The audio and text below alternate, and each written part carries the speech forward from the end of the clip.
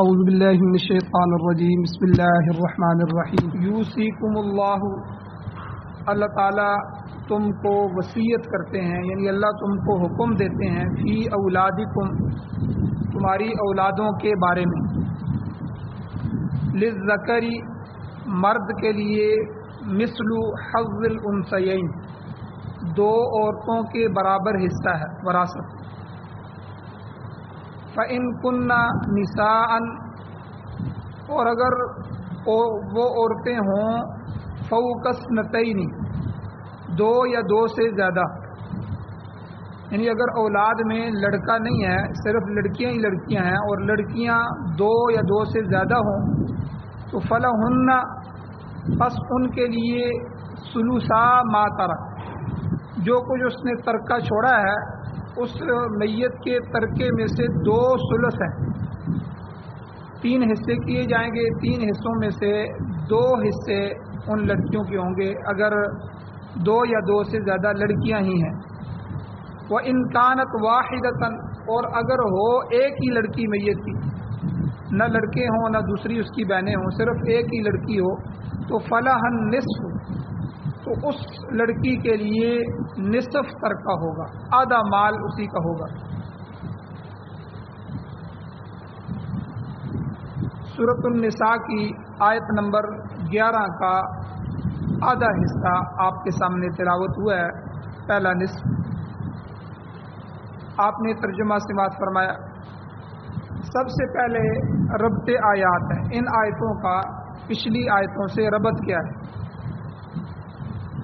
گزشتہ سے پیوستہ اس سے پچھلے درس میں اللہ تعالیٰ نے وراثت کا اجمالی قانون بیان کیا، مجمل طور پہ تفصیل نہیں بیان فرمائی، تو اس کی تشریح میں عرض کیا گیا تھا کہ زمانہ جاہلیت میں وراثت کے معاملے میں عورتوں اور چھوٹے بچوں کے ساتھ بڑی زیادتی ہو، ان کو محروم کر رکھا جاتا تھا، اور وراثت کا حقدار صرف ان جوان لڑکوں کو، جوان مردوں کو سمجھا جاتا تھا جو دشمن کا مقابلہ کر سکتے، یعنی ہر وقت لڑائی بڑائی کے لیے تیار رہیں، لڑنے کے لیے تیار رہیں۔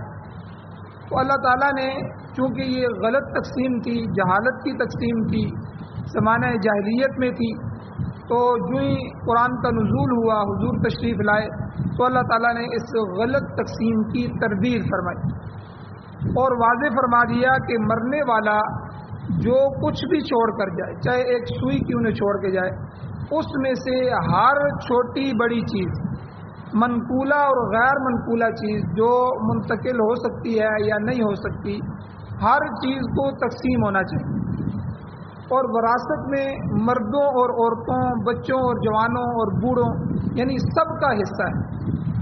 یہ اللہ تعالیٰ کے مقرر کردہ حصے ہیں، نصیبا مفروضہ، اللہ نے فرمایا کہ یہ اللہ نے مقرر کر دیے۔ اب جاہلیت کے قوانین نہیں چلیں گے، اب قرآن و سنت کے قوانین چلیں گے۔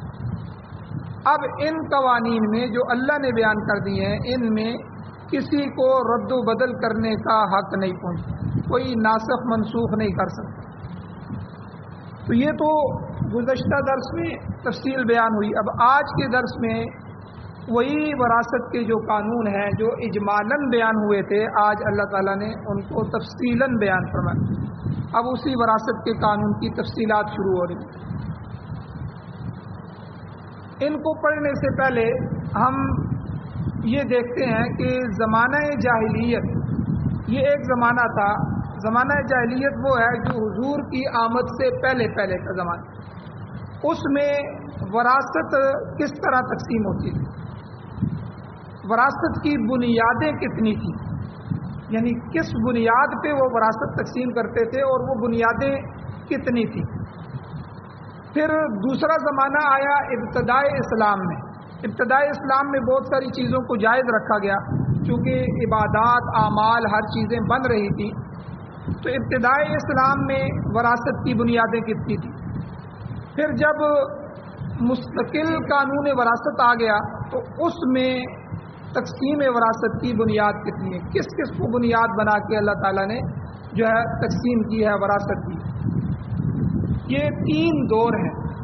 تو سب سے پہلے وراثت دور جاہلیت میں،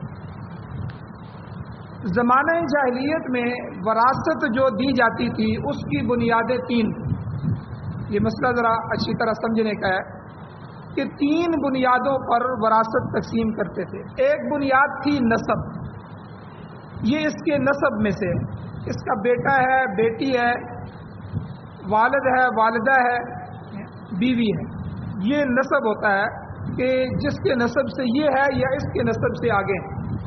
نسب کو بنیاد پر جو ہے وہ وراثت دیتے تھے، لیکن اس میں پھر زیادتی کرتے تھے کہ نسب کی بنیاد پر جو وراثت دیتے تھے اس میں عورتوں کو بالکل نہیں دیتے تھے، چاہے وہ عورت ماں کی صورت میں ہو، چاہے وہ عورت بیوی کی صورت میں ہو، چاہے وہ عورت بیٹی کی صورت میں ہو۔ تو عورت کو تو بالکل محروم کر دیتے تھے اور والد کو بھی نہیں دیتے تھے، اور بیٹوں میں سے صرف بیٹوں کو دیتے تھے نسب میں زمانہ جاہلیت میں۔ تو بیٹوں میں بھی ہر بیٹے کو نہیں دیتے تھے، جو بیٹے نابالغ ہوتے میت کے ان کو وراثت نہیں دیتے تھے، بالغ بیٹوں کو دے دیتے تھے۔ اور اگر سارے ہی بیٹے نابالغ ہوں تو پھر اس میت کے بھائی یعنی ان بچوں کے چچا وغیرہ وہ اس پر قبضہ کر لیتے تھے، کہتے تھے جی ان کے تو عورتوں کو تو ویسے ہی نہیں دیتے، تو لڑکے جو ہیں وہ سارے نابالغ ہیں، اس لیے وراثت کا حقدار کوئی نہیں ہے، اس لیے وہ اس مال کو ہڑپ کر جاتے تھے۔ اور یہ ایک سبب تھا دور جاہلیت میں، زمانہ جاہلیت میں، جس کی بنیاد پہ وراثت دی جاتی تھی، لیکن اس میں بھی اتنی زیادتیاں تھیں۔ دوسرا سبب تھا متبنہ۔ متبنہ کہتے ہیں کہ منہ بولا بیٹا بنانا۔ جس طرح ہمارے معاشرے میں آپ دیکھیں جس کی اولاد نہ ہو تو وہ کسی سے اولاد لے کے رکھ لیتا ہے، کسی کا بیٹا پال لیتا ہے، اس کو اپنا بیٹا بنا لیتا ہے۔ اس کو جو ہے منہ بولا بیٹا ہم کہتے ہیں، معاشرے میں کہتے ہیں جس نے لے پالک بھی کہتے ہیں، اردو میں کہتے ہیں لے پالک، کسی سے لے کر پالنا۔ اور عربی میں کہتے ہیں متبنہ، کہ منہ بولا بیٹا بنایا۔ تو یہ زمانہ جاہلیت میں دوسری بنیاد تھی کہ جاہلیت میں مشرکین مکہ جس کسی کو بھی منہ بولا بیٹا بنا لیتے تھے بعد میں اسے وراثت میں حصہ بھی دیتے تھے۔ وہ کہتے تھے یہ ہمارے بیٹوں کی طرح ہی ہے، اس لیے جس طرح ہمارے بیٹوں کو حصہ ملے گا اس کو بھی ملے گا۔ تو یہ وراثت کی دوسری بنیاد تھی۔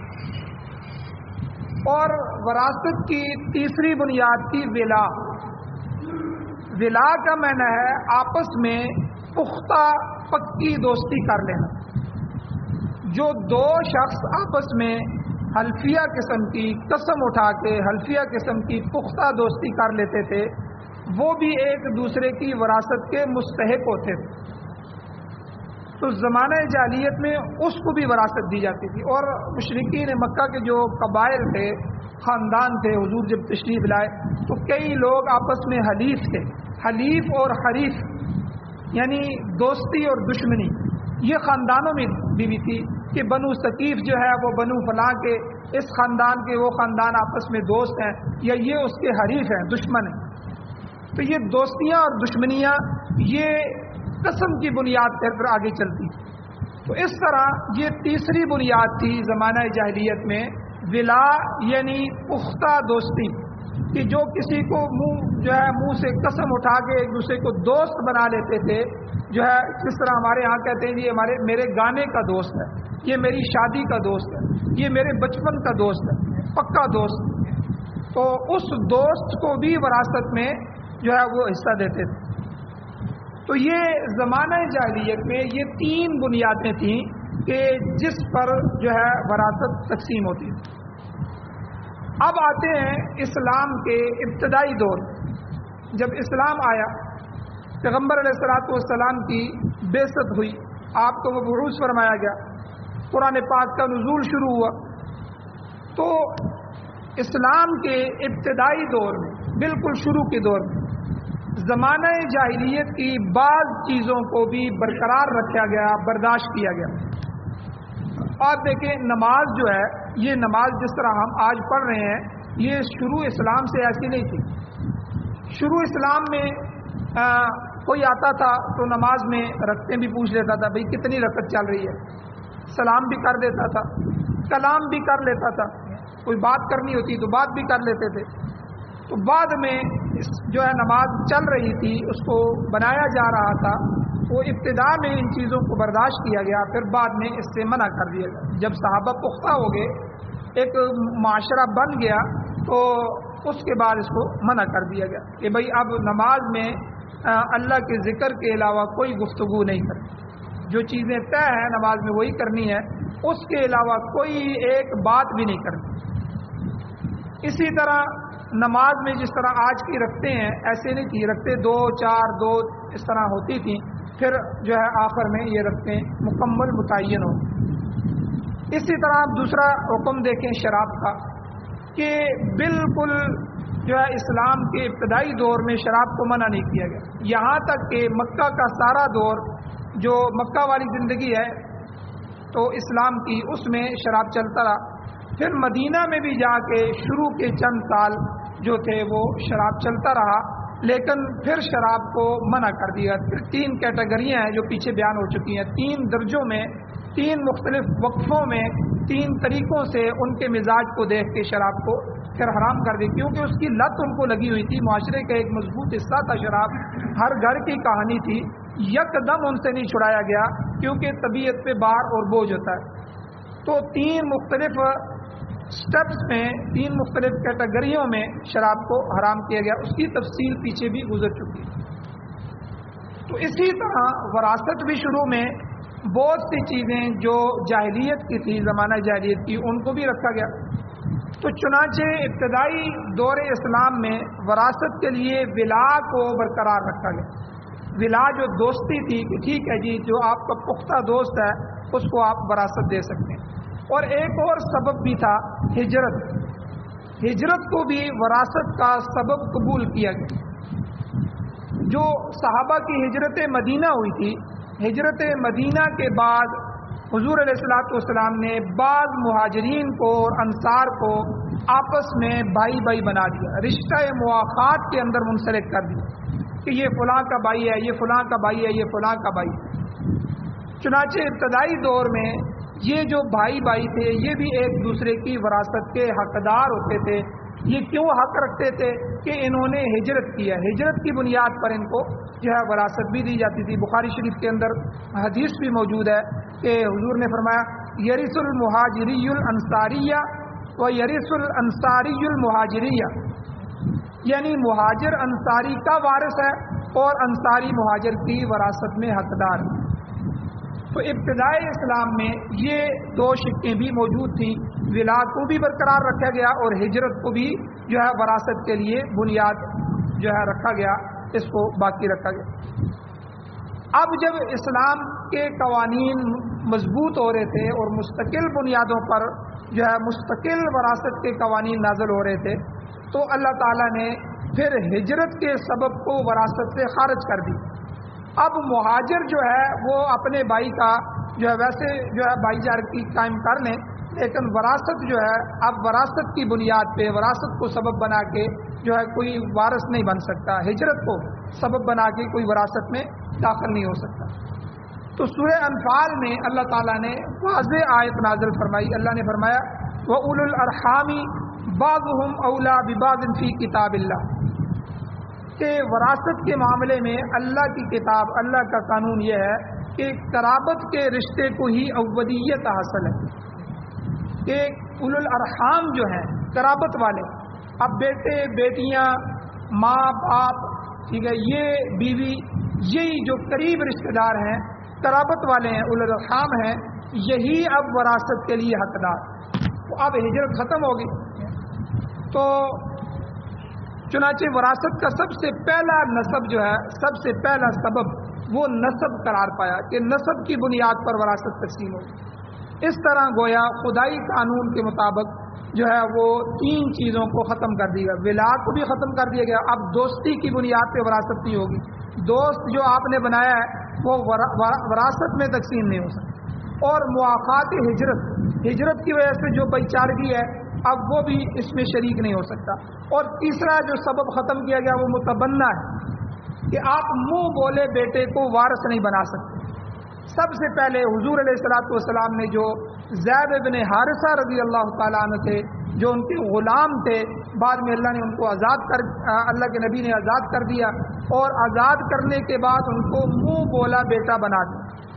اور عرب کے معاشرے میں جس کو منہ بولا بیٹا بنایا جاتا تو وہ اس کی نسبت اسی کو والد بنا کے کی جاتی۔ تو حضرت زید کو اب زید ابن حارثہ لوگ نہیں کہتے تھے، بلکہ زید ابن محمد کہتے تھے۔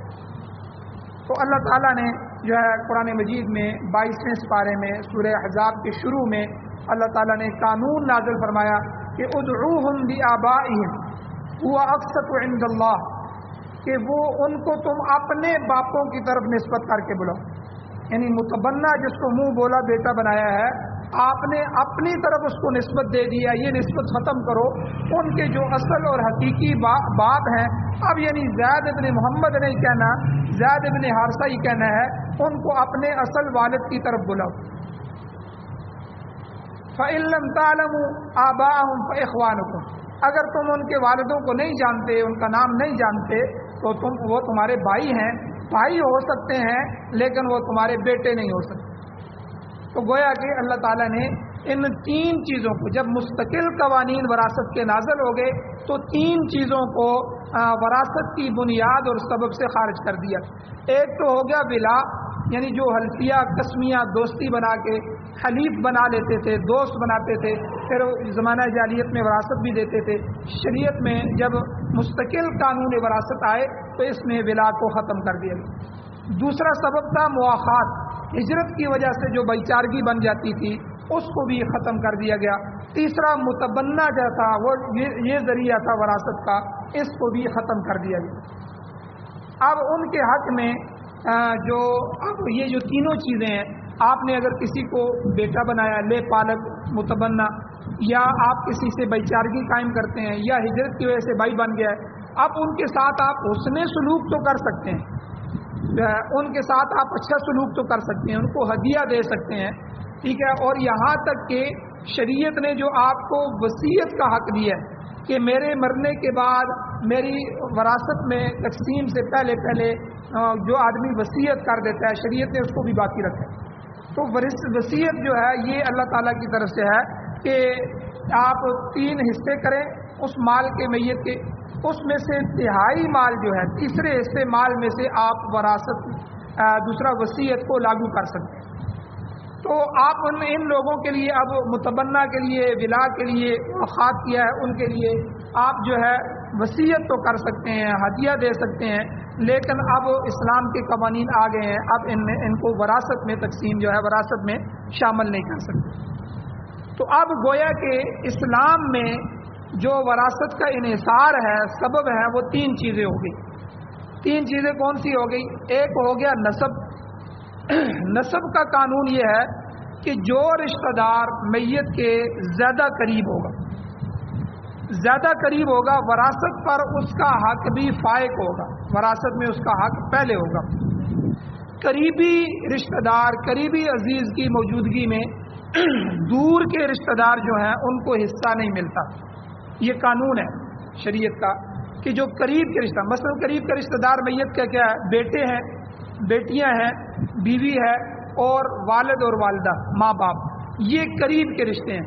اگر یہ لوگ موجود ہیں تو پھر دور کے رشتوں کو جو ہے وراثت نہیں ملے گی۔ مثلا اگر مرنے والے کا والد زندہ موجود ہے تو والد کے اوپر اس کا والد یعنی دادا، وراثت میں دادا حقدار نہیں ہو، کیونکہ بیٹا موجود، والد موجود ہے۔ اسی طرح اگر والد فوت ہو چکا ہے، والد موجود نہیں ہے، تو پھر دادا جو ہے، پھر پچھلا جو قریبی رشتہ ہوگا وہ آگے آ جائے گا، پھر دادا جو ہے وہ وراثت میں حقدار ہوگا۔ اور اسی طرح اگر میت کا بیٹا موجود ہے تو میت کا پوتا وراثت میں شریک نہیں ہو سکتا۔ بیٹے کی موجودگی میں آگے پوتے کو وراثت مل جائے نہیں، بلکہ بیٹے کو ملے گی۔ پھر بیٹا جب فوت ہوگا تو پھر پوتے کو وراثت اس کی اپنے باپ کی طرف سے مل جائے گی، لیکن دادے کی ڈائریکٹ پوتے کو وراثت نہیں ملے۔ تو یہ پہلا سبب شریعت نے مقرر کر دیا کہ نسب میں سے جو جتنے قریب رشتہ دار ہیں میت کے، وہ زیادہ قریب ہونے کی وجہ سے وہ وراثت کے مستحق ہوں گے۔ دوسرا سبب کیا ہو گیا شریعت میں؟ نکاح.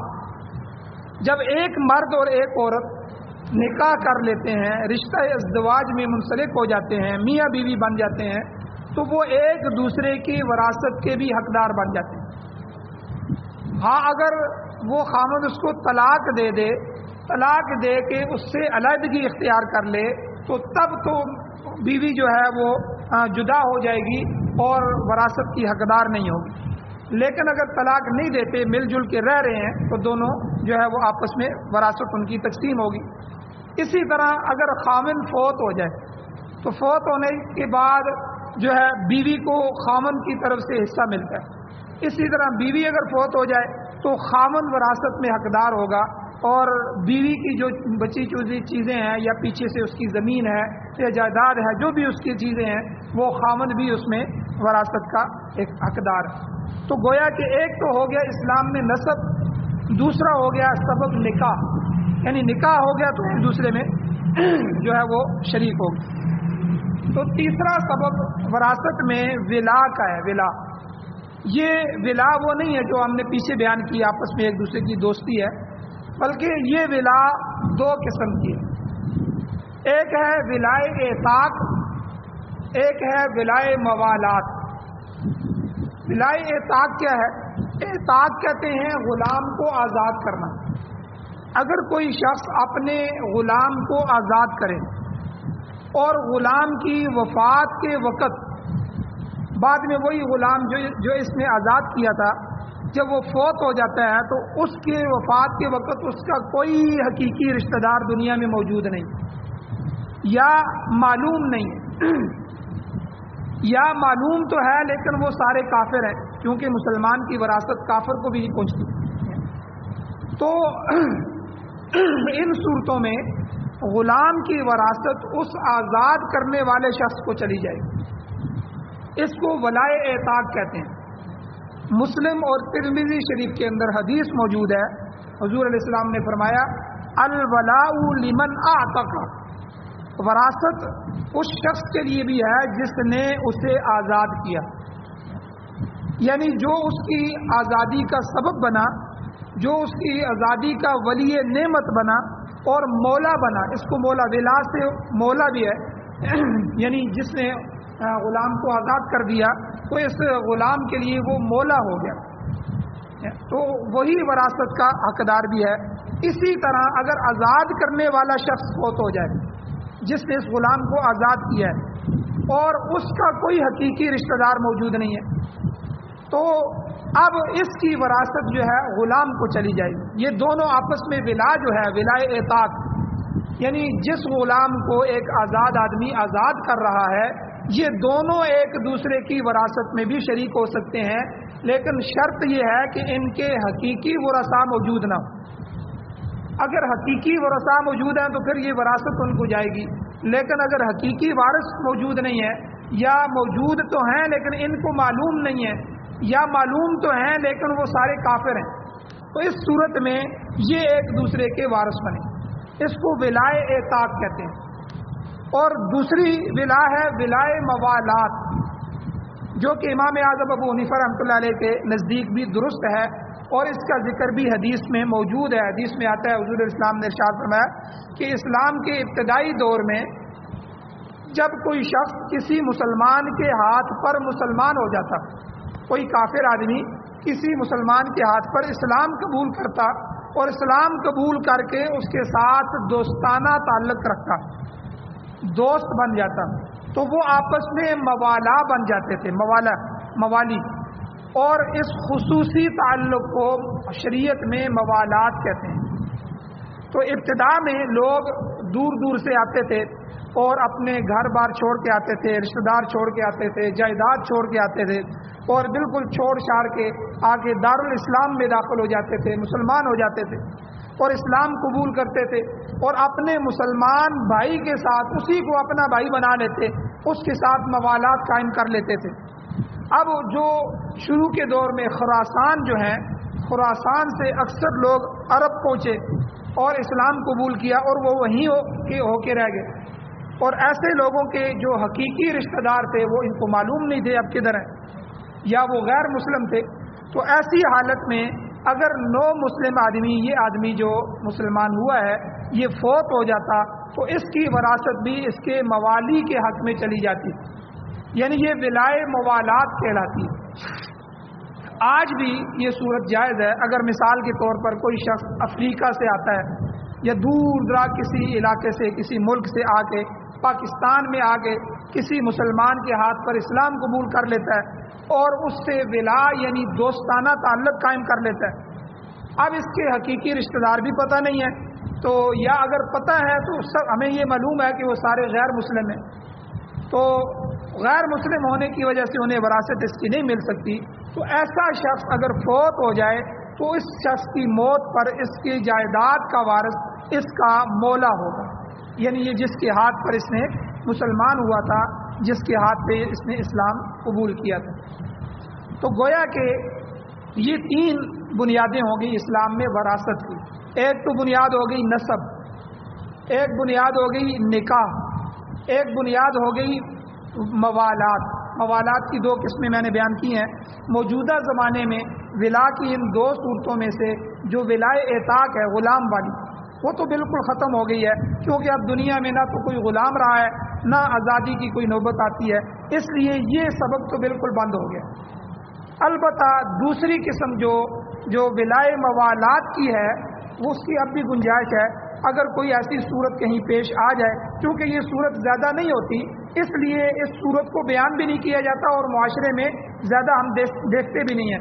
بس دو وراثت کے سبب ہم دیکھتے ہیں، یا تو نسب کے رشتے جو ہوتے ہیں، بیٹے بیٹیاں، والد والدہ اور بیوی جو ہے یہ نسب والے ہیں، تو ان کو یا نکاح جو ہے دے دیا جاتا ہے، یا نکاح کو ہم دیکھتے ہیں کہ بیوی خاوند ہے ان کو وراثت مل رہی ہے۔ یہ تیسرا سبب جو ہے یہ عمومی ہوتا نہیں ہے، اس لیے ہم اس کو دیکھتے بھی نہیں ہیں، ورنہ اگر یہ تیسری قسم آج بھی اگر موجود ہو تو اس کی گنجائش ہے۔ مثال کے طور پر کوئی غیر مسلم انڈیا سے آ جاتا ہے، ٹھیک ہے، یا کسی اور کافر ملک سے آ جاتا ہے، یا دور دراز کے علاقوں سے آ کے جو ہے وہ پاکستان میں کسی کے ہاتھ پہ مسلمان ہو جاتا ہے، اور مسلمان ہونے کے بعد وہ اپنی جائیداد، رشتہ دار، گھر بار، ملک، ہر چیز چھوڑ کے آتا ہے، اب وہ یہیں کے ہو کر رہ جاتا ہے، اور جس کے ہاتھ میں مسلمان ہوتا ہے اسی کو اپنا بھائی بنا لیتا ہے، تو اب اس کی وراثت بھی اسی کو جا سکتی ہے۔ تو گویا کہ اس وقت وراثت کے تین سبب ہماری شریعت میں ہو گئے، ٹھیک ہے، ایک تو ہو گیا نسب، دوسرا ہو گیا نکاح، اور تیسرا ہو گیا موالات۔ اب یہ بنیادی تمہید سمجھنے کے بعد اب ہم آتے ہیں اس رکوع کی طرف کہ اس رکوع میں اللہ تعالیٰ نے وراثت کے احکام کو اس ترتیب سے بیان فرمایا کہ سب سے پہلے اللہ نے اولاد کا تذکرہ کیا کہ میت کی اولاد کو کیا ملے گا، کیونکہ اس کا تعلق وراثت کے پہلے سبب نسب کے ساتھ ہے۔ اس کے بعد نسب کے ہی سبب میں اسی کے ماتحت ماں اور باپ آتے ہیں دوسرے نمبر پر۔ جب بیٹے بیٹیوں کو مل گیا تو اس کے بعد اولاد کو مل گیا تو اس کے بعد نسب میں جو ہے ماں باپ آتے ہیں، تو ماں باپ کی وراثت کیا ہے، پھر اللہ نے دوسرے نمبر پہ اسی رکوع میں ماں باپ کا تذکرہ کیا ان کو، پھر تیسرے نمبر پہ مرنے والے کے بھائیوں کا تذکرہ کیا کہ اگر ان میں سے کوئی نہیں ہے، ماں باپ بھی زندہ نہیں ہے یا بیٹے بیٹیاں بھی نہیں ہیں، جو ہے بیوی بھی نہیں ہے، تو پھر بھائیوں کا تذکرہ کیا کہ بھائیوں کو کیا ملے گا۔ پھر چوتھے نمبر پہ ترتیب کے لحاظ سے اللہ تعالیٰ نے نکاح کے سبب کے تحت خاوند اور بیوی کی وراثت کا تذکرہ کیا۔ تو گویا کہ اس رکوع میں اس طرح ترتیب کے لحاظ سے جو ہے وہ چاروں کی وراثت کو اللہ نے بیان فرمایا۔ انشاءاللہ کل کے درس میں شان نزول بھی بیان کیا جائے گا کہ اس آیت کا شان نزول کیا ہے، یہ آیت کیوں اتری، اور اس کے اندر جو وراثت کے احکام ہیں ان کو بھی بیان کیا جائے گا۔ اللہ تعالیٰ سے دعا ہے اللہ ہمیں عمل کی توفیق عطا فرمائے، آمین۔ الحمدللہ رب العالمین والعاقبۃ للمتقین والصلاة والسلام علی رسولہ النبی الأمی الکریم۔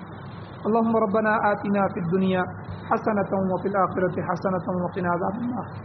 یا اللہ ہماری کمیوں کوتاہیوں کو معاف فرمائیے، درگزر فرمائیے، صغیرہ کبیرہ گناہوں کو معاف فرمائیے۔ یا اللہ ہماری زندگی میں امن پیدا فرمائیے، سکون پیدا فرمائیے، بے چینی یا اللہ بے اطمینانی، اور یا اللہ ہر طرح کی برائی سے اور ہر طرح کی شر سے ہماری حفاظت فرمائیے۔ یا اللہ قرآن و سنت سے محبت نصیب فرمائیے، قرآن و سنت کو پڑھنے، پڑھانے، سننے، سنانے سمجھنے سمجھانے کی اور معاشرے میں لاگو کرنے کی توفیق عطا فرمائی۔ یا اللہ پاکستان سمیت پوری دنیا میں قرآن و سنت کی بالادستی نصیب فرمائی، قرآن و سنت کے مطابق فیصلے کرنے کی توفیق نصیب فرمائی۔ یا اللہ جو پریشان حال ہیں ان کی مدد نصرت فرمائیے، پریشانیوں کو ختم فرمائیے، جو بیمار ہیں ان کو شفا عطا فرمائیے، جو ایمان کی حالت سے اس دنیا سے جا چکے ہیں یا اللہ ان سب کی بخشش فرمائیے۔ یا اللہ ہماری دعاؤں کو محض اپنے فضل و کرم سے قبول فرمائے۔ صلی اللہ تعالی علی خیر خلقہ محمد و آلہ و اصحابہ اجمعین برحمتک یا ارحم الراحمین۔